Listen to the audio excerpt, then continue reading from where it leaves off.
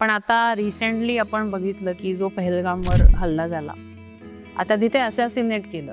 So everything was going good आणि suddenly येऊन कोणतरी शूट करतंय. So that is again a different trauma. So I could relate. जेव्हा मी त्या बायकांना बघत होते ज्या मागे राहिल्यात, त्यांचे इंटरव्ह्यू वगैरे जेव्हा चालू होते, तेव्हा आय कुड क्लिअरली रिलेट की चांगलं असता असता समोर जातोय व्यक्ती, किंवा ॲक्सिडेंटल केसेस असतात, सुसायडल केसेस असतात, किंवा असॅसिनेशन असं असतं. परत बॉर्डरवर जे लोक, आता ते तर प्रिपेअर्ड असतात टू सम एक्सटेंट की हे कधी ना कधी होणार आहे, but still again that is a different kind of trauma.